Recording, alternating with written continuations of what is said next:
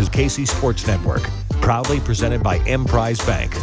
Welcome back, everyone, to the Border War podcast here on the Kansas City Sports Network. We are presented by Emprise Bank. My name is Jarrett Sutton. I'm joined, as always, by my co-host, Jeff Hawkins. Jeff, how are we doing today? Doing well today. A lot of basketball. Got a high school game today. Jayhawks have been off for about a week now, so they're about to gear up with a big game. Just came off a big game with Missouri, so still in the thick of everything with college basketball, and always excited to talk some basketball over here. Yeah, you got some Friday night lights, man. That high school hoops on Friday night. That's always good memories, man. So you're gearing up for a game. So we'll dive right into it. Definitely want to touch back. It's been a little while since Kansas played. I know it's finals week. So Kansas coming off a win at home in the Border War against Missouri. A game that Kansas got off to a slow start, and Hunter Dickinson not much of a factor through the first 10 minutes. Kind of a sluggish game, just possession by possession, a little ugly, a little sloppy at times for both teams. Definitely the adrenaline and the emotion of the game, I think, was a big factor in the first few minutes of the game. But Kansas ended up hitting the gas there towards the end of the first half. Anything that jumps out to you of just what you saw from Kansas to really kind of push away from Missouri in that first half after being down? I think it was close to 10 double digits, and then boom, right back to up 10 as they closed the half. Yeah, I think the real biggest thing with them is that, they just stuck with the system. And obviously, Missouri shot east, I think, really carried them a lot. They were hitting some tough shots, to help with that lead. And I thought KU did a really good job of just sticking with it, chipping at it one by one. KJ Adams had a big part of that run. He was very active the whole time, but it took them a while to get back. McCullough had to get going. Even Parker Brown came in and gave some good minutes, but I think it was a collective effort from everybody to help them come back. But it was, I was at the game, and it was a dud in there. Missouri had momentum. They were hitting shots, but KU just kept with it. The crowd tried as much as they could to get them back into the game. But from an overall standpoint, the way they stuck through the game, still trusted Coach Self and what they were doing, didn't get ahead of themselves. I think that allowed them to kind of let the game even itself out, whether you're making shots or you're not. I think a couple of areas that I knew would probably be a factor. It looked like Kansas started to really impose their will, which was on the glass, rebounding ball, and then second chance points. 17-0 in favor of Kansas in second chance points. I thought that's a big part of just how Kansas is going to play this year a lot, especially 2 points in the paint. Kansas won that battle pretty handedly. So it just felt like Kansas really took advantage of, number one, getting paint touches on dribble penetration from DeJuan. Hunter started to get going a little bit in the second half. Another great performance from KJ Adams, who I think is an X factor to this team, and really just provides like that fourth punch that Kansas needs, especially with that starting 5. I thought he was very good. 7 of 13 from the field, very efficient for KJ. And what he brings, obviously, to the defensive side of the ball, and was really good as a passer, had 5 assists. Yeah. He's kind of flown under the radar to the national media. I think locally, especially Kansas fans, know the importance of KJ. But he really has put his mark on multiple wins for Kansas, not just the Missouri win, but multiple games. What would kind of be your thoughts to KJ, his development? I mean, I think back to KJ as a freshman, it was like, well, he's a great athlete. Well, now he's a great athlete, and he's impacting the game on both ends of the floor, and he's become such a great finisher. Yeah, that short roll in the pocket, the soft floater, using the soft floater, finding his role and finding himself. Yeah, I think KJ's being able to fly under the radar just allows you to, if you're really in the lab working, it just allows you to just bloom, and people are like, where the heck did this come from? But looking at it, how his role changed from this year, if you noticed a lot more now, sometimes he's even bringing the ball up. and really getting to that little floater. He's kind of mastered that free throw line floater, which I think is pretty cool because he's around the free throw line shooting a floater. But you can tell he works on that. But I think his role has changed because now it was, what does KJ look like handling the ball? And now he's starting to bring the ball up. I think right now that's going to put a lot more pressure on the defense, and that's going to add more incentives on KU to be able to have guys ready in the corner, ready to shoot. He's already shown that he's unselfish, getting 5 assists in that game. So that's going to motivate guys to be ready because now KJ can put it on the floor, get paint touches, finish, and he can also draw help and be able to find the open man. So I think KJ's development is pretty remarkable right now because I didn't expect him to be handling the ball the way he is this season. So I always wanted to see him doing that, being a guard. I think everybody should be able to handle the ball. But seeing them really tap into him, bringing the ball up, sometimes that gives DeJuan a good break as well, too. But I think his development overall, I'm really liking the direction in it. One of the things, there are 2 areas I want to touch on of just this team as a whole. The first one would be, I'm curious to get your thoughts on the last few games Kansas has played. If you look at like 3-point, like the 3-point shot, obviously in the modern game is so big now, right? Yeah. And when you look how Kansas plays, I think it's really fascinating because they only shot 10 threes total against Missouri. They made 3. Kevin hit 1, El Marco hit 1, and then Nick Timberlake hit 1 as well.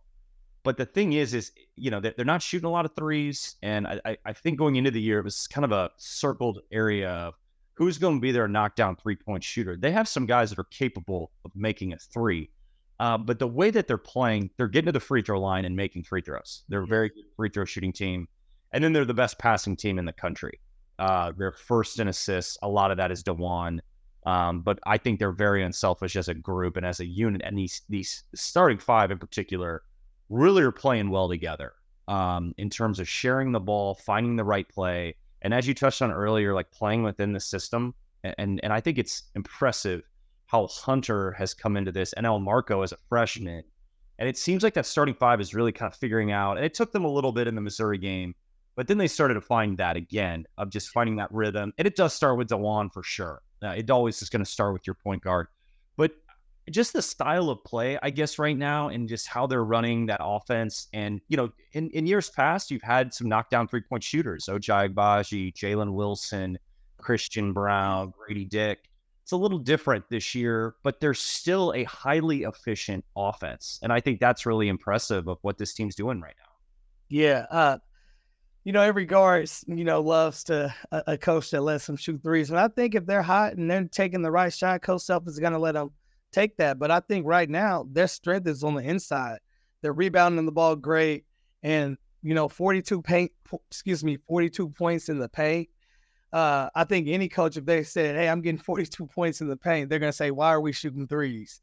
Those threes are going to be open. If those guys, even with those 10 threes, if those guys are ready for those shots, especially when you can get the ball on the inside, it's just going to suck everybody in and everything else on the outside is going to be open. So I think that's remarkable for the Jayhawks right now to be able to not rely on the outside 3 because they have relied on the outside 3 to a certain degree. We've always had bigs that or guys that could create angles if they weren't tall, but they've always had guys that could play that big post, that big spot position and be effective. But they did rely on the 3. Not rely, they did use the 3 a lot more. So for them to be able to kind of take it old school, I would say, and go right to the point, right to the paint, they're almost treating it like, it is old school. There's no 3-point line out there. You just got to get a bucket in the paint. And that's the way that they've been doing it here over the last couple of games. So it's going to be interesting to see if they can keep that trend up. And you never know if you can keep that trend up with out rebounding your teams and and winning them in points in the paint and getting over 40. I mean, those shots are going to come from the 3-point. And if you're ready and you're shooting a high percentage, it's going to be a tough night. Yeah, Jayhawks right now, total assists, 221 total assists so far. And that's just in 10 games. So that's a great number. That's 22 assists per game in the college game. That's really sharing it. And I love there was a reference where the Kansas had 15 assists per game their national championship season. So, and that was a team that probably valued the three ball a little bit more. But I think where you give a little, it's almost like pivoting a little bit where, okay, maybe this team looks a little different than years past, and they're finding ways to just kind of evolve around the group that they have. Yeah. And I think that's a real testament because it's elite ball movement right now for Kansas. I felt that in the UConn game, like where I felt like there wasn't bad shots being taken. Which I think a lot of college teams fall into this trap where you see some ugly basketball times, and it feels like Kansas, is always taking care of the ball and valuing the ball and getting good shots. So we got to take a quick break. But before we do, we did want to tell you about Home Field Apparel. You can shop your latest team apparel, whether it be Kansas or Mizzou. You can head to homefieldapparel.com. Please use the promo code KCSN23 for 15% off your first order. That's Home Field Apparel. Thanks for listening to KC Sports Network. Make sure you download our new app. Find it on the App Store or Google Play. Just search KC Sports Network. Welcome back to the Border War podcast here on the Kansas City Sports Network. And Jeff, we'll get back into more to Kansas here. Obviously, a big win against Mizzou in a rivalry game. You never know how those are going to go in your own building. And now you turn the page, and we're recording here on Friday. Tomorrow, Saturday, 11:30 tip in Bloomington at Indiana. Very tough place to play. It's going to be a ruckus, hostile environment, true road game for Kansas. It's an interesting matchup just because of the bigs, Hunter Dickinson for Kansas, and then Khalil Ware, who most college basketball fans will remember was a transfer from Oregon. Chance to be, first round pick, great size, long, athletic, having a really good year. This is the matchup I've circled. There's some older guard play that we can talk about, but first the bigs and the matchup. I'm curious just to get your thoughts because we've seen Hunter already in a big matchup against UConn when he went up against Donovan Clingan. That was a fun matchup. I thought a good adjustment where you saw Hunter shooting the three ball, hit a couple threes in that game. But I feel like this is a big matchup going into this game of these two bigs. Who's going to showcase himself and who's going to really put their imprint on this type of matchup? Yeah, these are two guys that aren't going to just give up anything inside. And again, 2 7-foot-plus guys going at it. And again, Hunter's seen a lot of this, but I think this is going to be still another test. I think no matter where you go, it's going to be a test, especially when he's battling the footer. Hunter does have the, I'm older factor to it. But Ware's doing a good job, almost averaging almost a double-double, 17 and 10 almost. So he's doing a good job. And, Hunter's going to have to make sure that he's doing a good job of being solid on the defensive end, not causing any crazy fouls that's going to get him sitting on the bench. And when he's in the game, he's going to have to tag, where both of these guys are not going to back down from each other. So it's going to be interesting to see who can play smarter as a big and who can also find a way to be aggressive without being out of control. But I think Hunter's going to be ready for this matchup. He's battled bigs throughout this season, and I know he's going to be ready for this challenge. It's going to be fun to see what it's going to look like. This challenge is going to look like going on the road with the Indiana, with that tradition. They're going to be amped up for this game. They're 4-0 right now at home. So it's going to be a very, very good environment, and it's going to be interesting to see how these bigs are going to bang down low. You also look at Indiana, a team that right now they're scoring 74 games. So that's a really good number, but they're shooting 27% from three. And Indiana's a team that, similar to Kansas, like they do a lot of their work in the paint. So as we touch on the matchup between the two centers, we just touched about KJ Adams. Malik Renew's having a really good year for Indiana. He's a power forward. He can play some small ball five, but he's been really good playing off Khalil Ware as a four. So it's kind of similar to how Indiana scores the ball. They do get to the free throw line. Probably not as good of a passing team as Kansas is. I think that's definitely the X factor. But Malik Renew is their second leading scorer. He's been highly efficient around the rim, shooting 58% from the field. So the 4 and the 5, we just touched on Hunter. It's a big game for KJ too, in terms of matching Malik, because although KJ's probably a more explosive athlete, probably better laterally than Malik, but Malik has significant strength, and really saw Indiana play UConn earlier in the year, and Malik was great in that game and was really not fazed by UConn. So you look at a kind of a unique game. So much about the modern day game is, your backcourt, your guard play. And I think in this game, it's going to come down to the 4 and 5 of who's going to own that matchup and own the paint. It's going to be kind of in the trenches in terms of what this matchup will look like. Yeah, excuse me, you mentioned it. You talk about rebounds.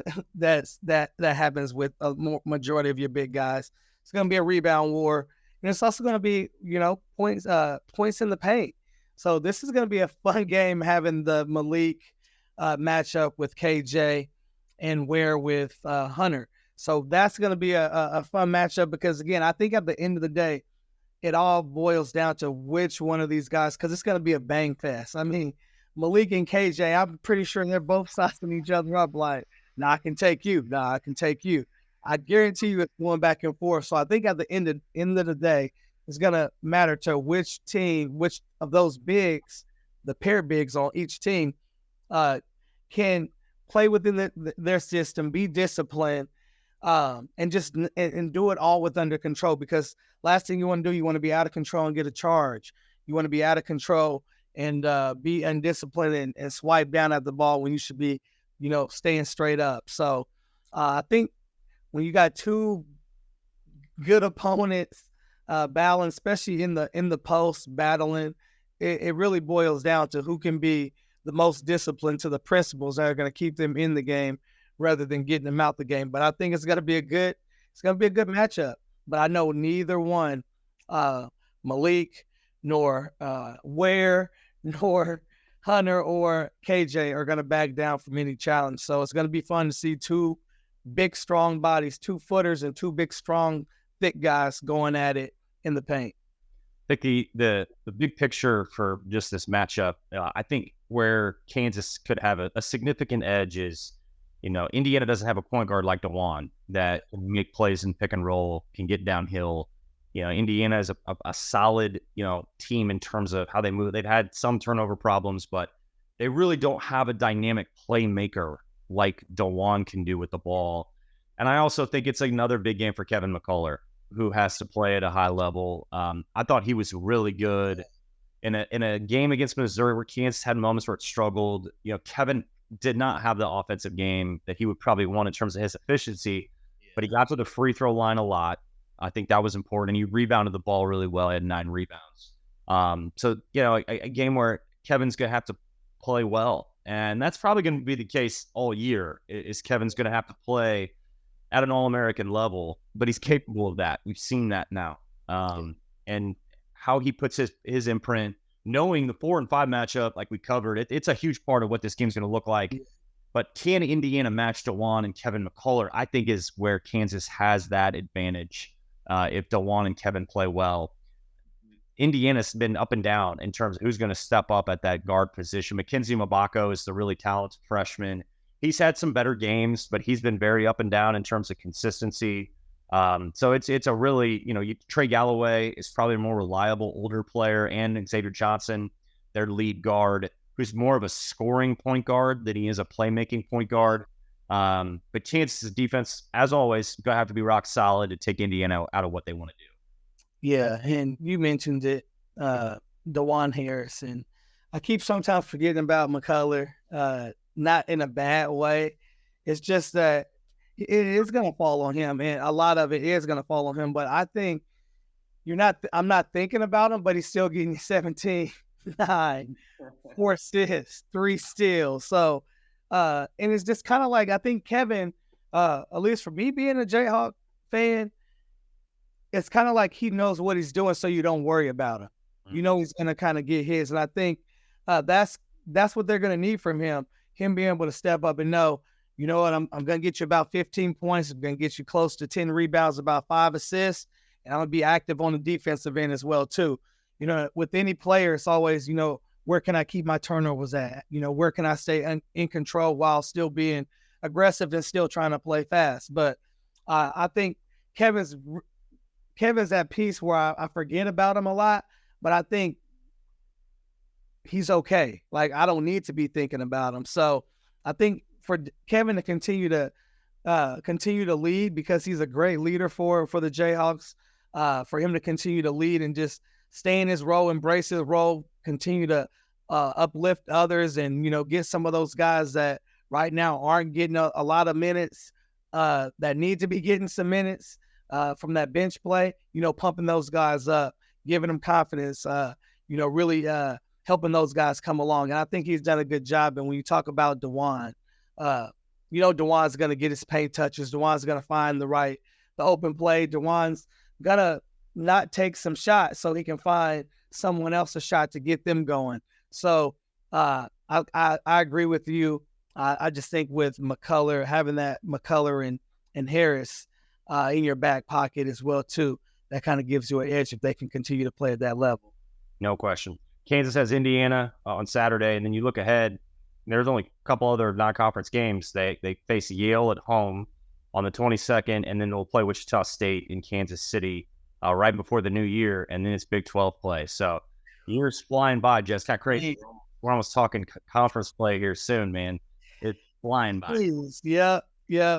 Pretty soon we'll be saying March Madness. So that's right. Embrace every moment.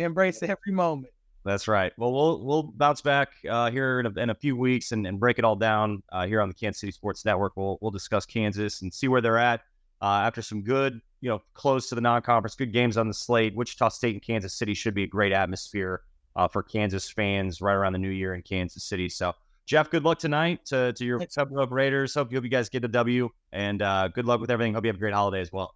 You bet. Thanks. Same to you guys. Merry Christmas. Merry Christmas, brother.